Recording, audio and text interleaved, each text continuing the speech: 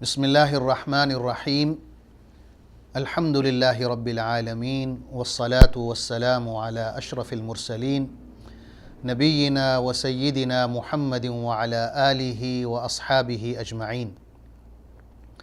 ناظرین السلام علیکم ورحمۃ اللہ وبرکاتہ۔ ہماری آج کی گفتگو کا موضوع ہے سورہ فاتحہ، ایک دعا ایک پیغام۔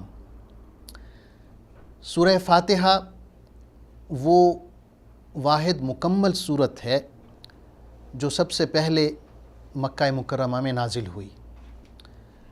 اس سے پہلے کئی صورتوں کی ابتدائی آیات نازل ہو چکی تھیں، جیسے سورہ علق ہے، سورہ مزمل ہے، سورہ مدثر ہے، لیکن سورہ فاتحہ وہ واحد مکمل صورت ہے جو مکہ شریف میں نازل ہوئی۔ اس کے بہت سے نام ہیں، الحمد ہے، شفا ہے، ام الکتاب ہے، اساس القرآن ہے۔ قرآن مجید کی یہ صورت اتنی اہم ہے کہ اسے ہر نماز میں پڑھا جاتا ہے۔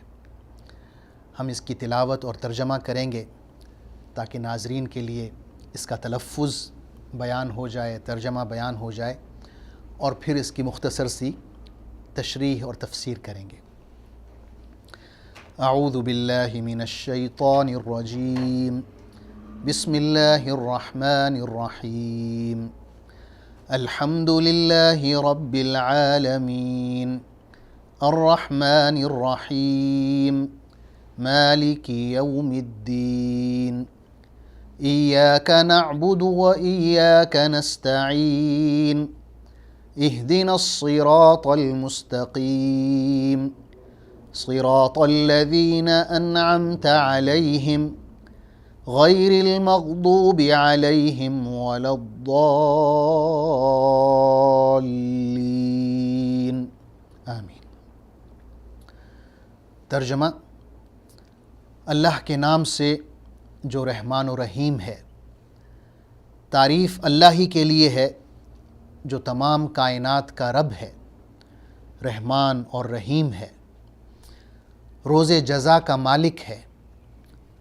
ہم تیری ہی عبادت کرتے ہیں اور تجھی سے مدد مانگتے ہیں۔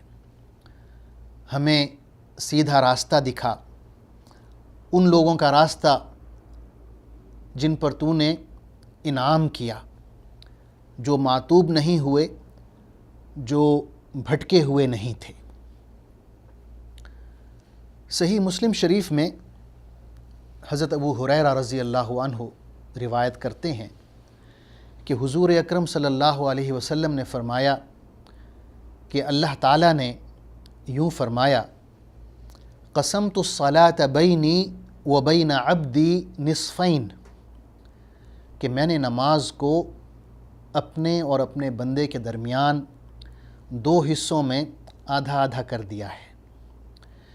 پھر فرمایا وَلِعَبْدِي مَا سَأَلَ، اور میرے بندے کو وہ ملے گا جو وہ مانگتا ہے۔ پھر فرمایا فَإِذَا قَالَ الْعَبْدُ الْحَمْدُ لِلَّهِ رَبِّ الْعَالَمِينَ قَالَ اللَّهُ تَعَالَى حَمِدَنِي عَبْدِي، کہ جب بندہ یوں کہتا ہے الحمد للہ رب العالمین، تو اللہ تعالیٰ فرماتے ہیں کہ میرے بندے نے میری حمد کی۔ پھر فرمایا وَإِذَا قَالَ الرحمن الرحیم قال اللہ تعالی اثنى علی عبدی، کہ جب بندہ کہتا ہے الرحمن الرحیم تو اللہ تعالیٰ فرماتے ہیں کہ میرے بندے نے میری تعریف کی۔ وَإِذَا قَالَ مَالِكِ يَوْمِ الدِّينِ قَالَ فَوَّضَ إِلَيَّ عَبْدِي، کہ جب بندہ کہتا ہے مالک یوم الدین تو اللہ تعالیٰ فرماتے ہیں کہ میرے بندے نے اپنے کام میرے سپرد کر دیے۔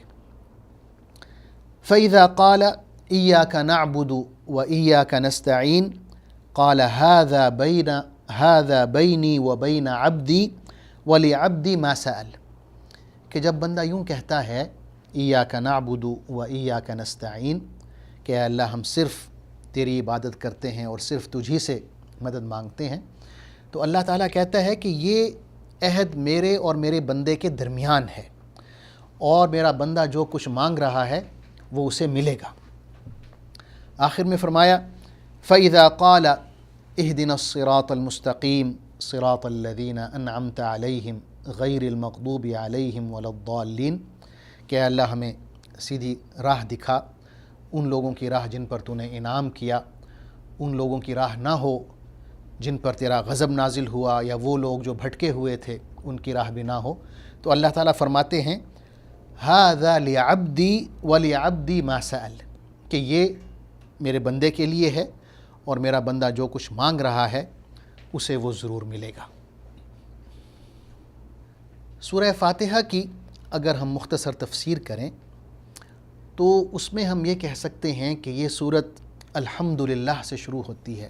اس کا مطلب ہے کہ تمام تعریف، تمام حمد اللہ کے لیے ہے، اسی کو سزاوار ہے، کیونکہ وہ رب العالمین ہے، تمام جہانوں کا مالک ہے، خالق ہے، رازق ہے، پروردگار ہے، پالنے والا ہے، مالک یوم الدین، روز جزا کا مالک ہے، یعنی قیامت کے دن وہ اکیلا فیصلہ کرے گا، اکیلا جج ہوگا۔ اس کے بعد ہم اللہ تعالیٰ سے ایک عہد کرتے ہیں، تمام مخلوق یہ عہد کرتے ہوئے کہتی ہے ایاک نعبد و ایاک نستعین کہ ہم صرف تیری عبادت کرتے ہیں اور صرف تجھی سے مدد مانگتے ہیں۔ عبادت میں ناظرین تمام نیک اعمال آ جاتے ہیں، خواہ وہ ان کا تعلق قول سے ہو یا فعل سے ہو، خواہ وہ ظاہری ہوں یا چھپے ہوئے ہوں، تمام اعمال عبادت شمار ہو سکتے ہیں اگر وہ اللہ کے لیے خالصتاً کیے جائیں۔ تو یہ ہم اللہ سے ایک عہد کرتے ہیں، عہد باندھتے ہیں کہ اے اللہ ہم صرف تیری عبادت کریں گے اور صرف تجھی سے مدد مانگیں گے، یعنی اپنی محتاجی کا اظہار کرتے ہیں کہ تو غنی ہے، ہم فقیر ہیں، ہم تیرے محتاج ہیں، تو کسی کا محتاج نہیں ہے۔ اس کے بعد ہم اللہ سے دعا کرتے ہیں کہ اے اللہ ہمیں ہدایت عطا فرما، اہدنا الصراط المستقیم۔ اور یہاں ہدایت کے حوالے سے علماء نے کہا ہے کہ اس کی دو قسمیں ہوتی ہیں، ایک یہ ہے کہ آپ کو سیدھا راستہ دکھا دیا جائے، اور دوسرا یہ ہے کہ آپ کو یہ توفیق بھی دی جائے کہ آپ اس سیدھے راستے پر چل پڑیں۔ تو توفیق اللہ کے ہاتھ میں ہے، اور سیدھا راستہ دکھانا یہ مخلوق بھی کر سکتی ہے۔ انبیاء کا کام رہا ہے کہ لوگوں کو سیدھا راستہ دکھاتے تھے۔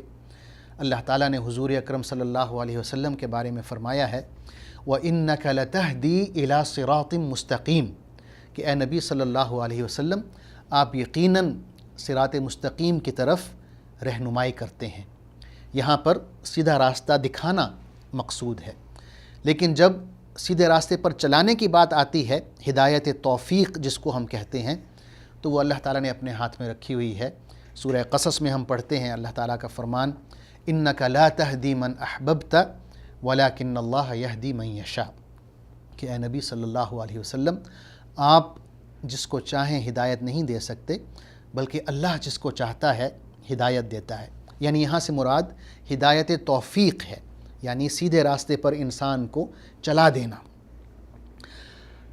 اسی ہدایت کی پھر آگے مزید تشریح آتی ہے کہ اے اللہ جو ہم سیدھا راستہ مانگ رہے ہیں وہ کون سا راستہ ہو ہمیں نہیں معلوم، بلکہ وہ بندے جو تیرے محبوب بندے تھے، جن پر تو نے انعام و اکرام کیا، جو تیری راہ میں جن کو شرف قبولیت ہوا، ان کا راستہ ہمیں دکھا دے، صراط الذین انعمت علیہم۔